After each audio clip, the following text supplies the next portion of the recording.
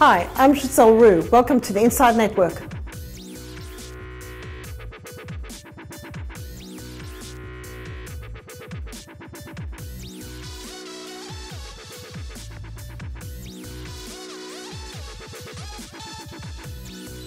Welcome to Inside Network.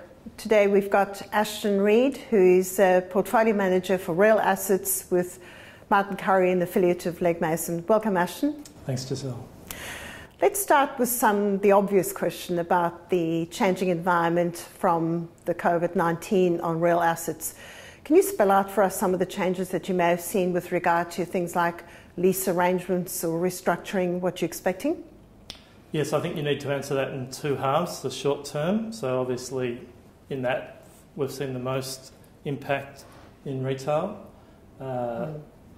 The turnover rent is the biggest way to think of that. So it's hard to charge rent if your tenants have no turnover.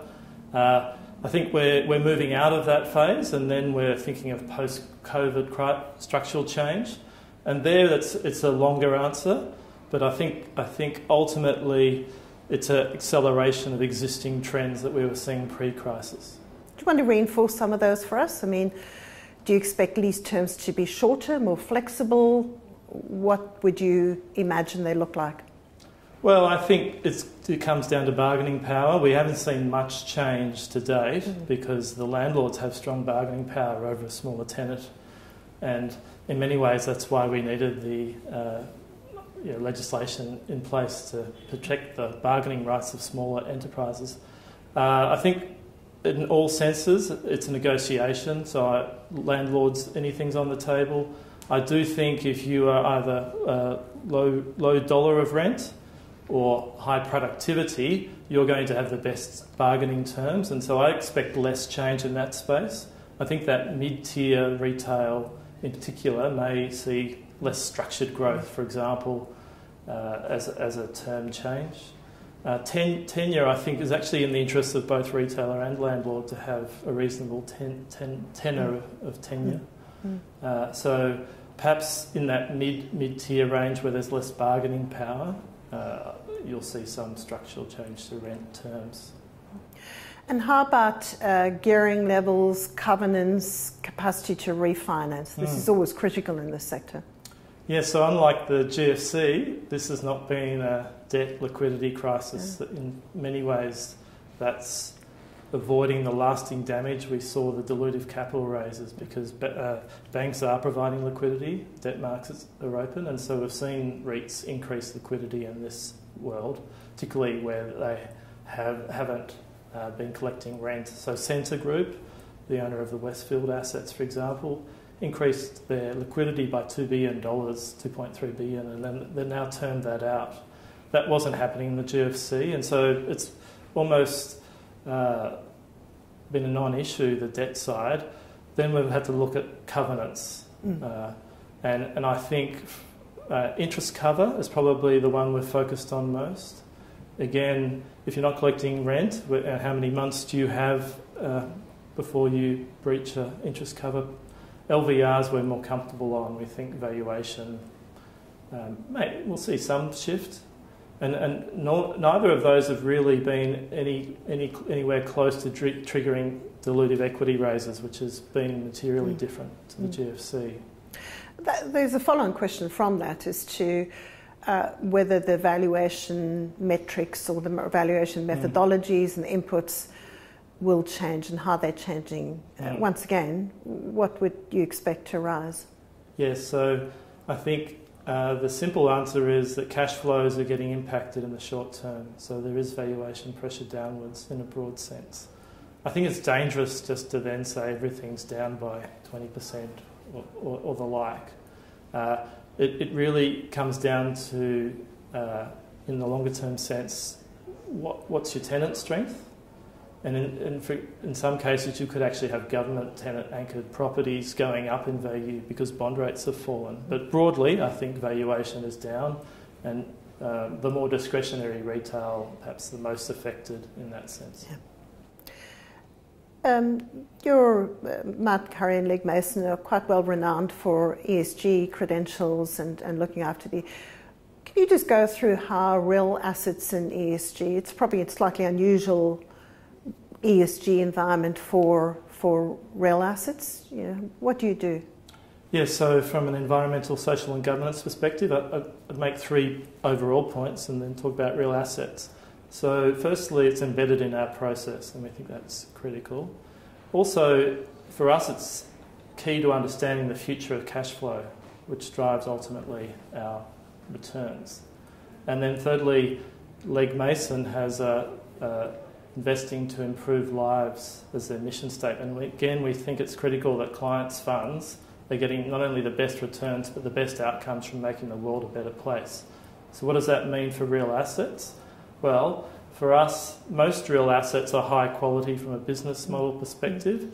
We then look at management, governance and the social side, environmental, social. And if we have low ratings on those 3 factors, then we'll either have a very small position or we'll screen out from a quality perspective in our real asset universe. And so to us, those 3 elements are critical for the future returns, whether it's a real asset or a broader equity. When we look at where interest rates currently are, I mean, low by anybody's history or experience, are they good for real assets? I know the discount factor comes in, but in a broader sense, what interest rate is the most favourable towards real asset investing? Yeah, so I think you need to say why are rates so low. There's economic uncertainty and a debt burden around the world. And that means that real assets are well placed because typically, and that's why we like real assets in Australia, they're driven by population growth. And so you can get growth that's independent of the economic cycle. So that's key. I think then you start to talk about lower rates. Real assets get priced with reference to risk-free rates because they do have some characteristics of bonds. You get inflation protection, you can grow your income. And so broadly speaking, we think lower rates is a tailwind, but it does flag economic uncertainty and that's not a good thing. But broadly, lower rates is good for real assets. Do you want to talk through some of the changes you've made in your portfolio over this period and some of the new ideas you're looking at? Yeah, so it's been a very dynamic time. So in the short period, early on in the crisis, we saw a broad sell-off in all real assets because they are the epicentre of social distancing and shutdown. As we've seen, traffic collapse, airports are closed at one end of the spectrum. But I would flag that some real assets are continuing to grow. So the power is still coming through the grids that we invest in. Gas pipelines are still pumping gas to cities from the outback reserves. So not all real assets have behaved in a unilateral way.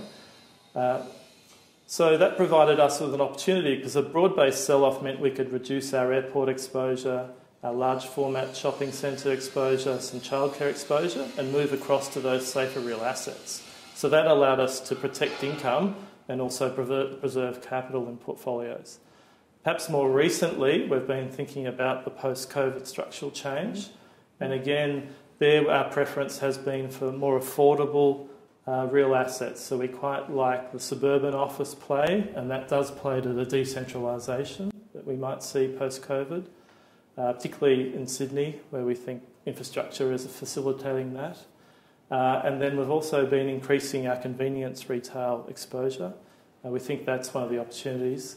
Again, supermarket anchored, local, perhaps their gyms are still closed, but these are assets that are part of everyday lives, everyone's everyday lives. And again, with perhaps decentralisation as a theme for some time, till COVID's past us. That looks like a healthy space. Do you want to just elaborate a little bit more? There's been some discussion about this idea that people will not go back to an office and everybody's going to work from home.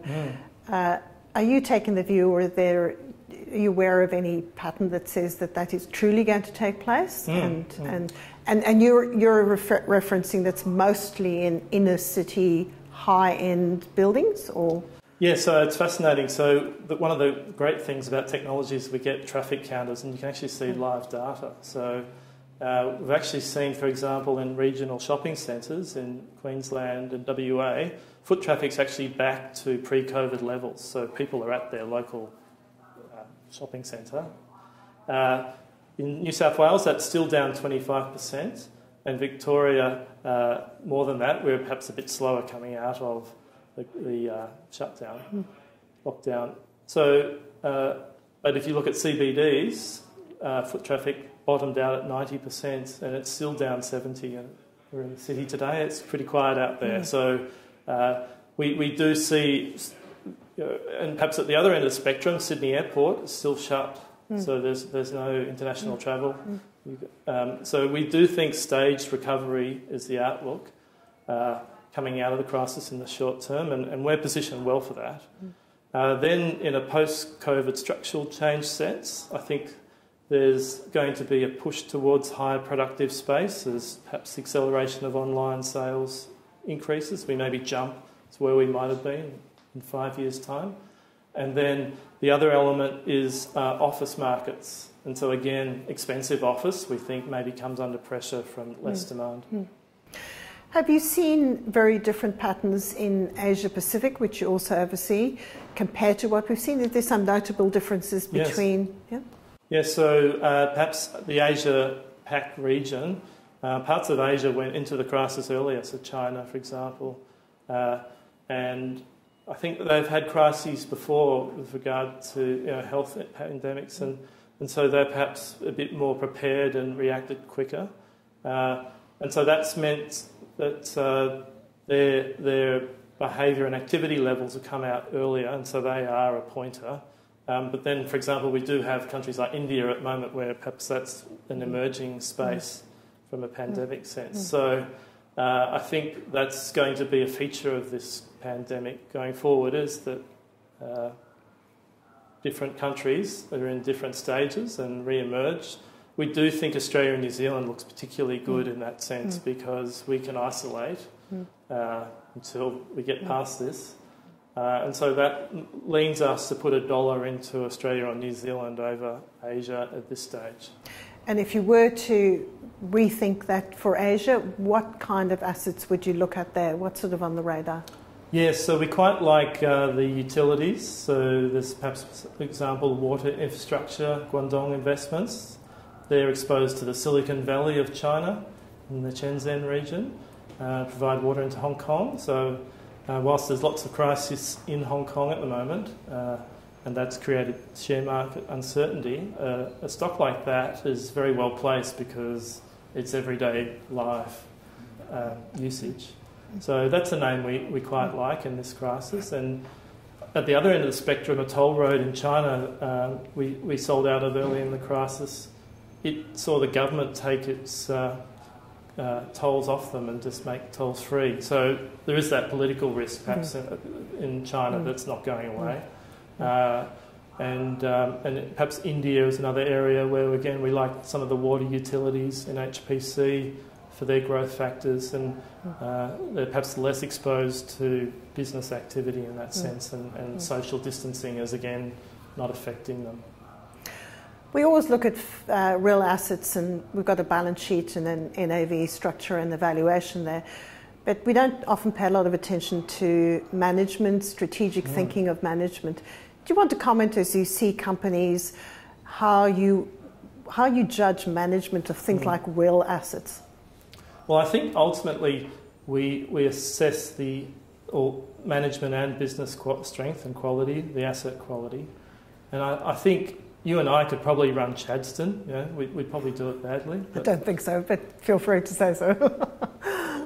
But so I think ultimately the asset quality is the most dominant thing in our mind. But certainly with real assets, one of the things we do see is people stuffing them up, so to speak, whether it's from too much development or risk, too much risk in a balance sheet sense, changing strategic capital structures in the middle of a crisis creates a crisis.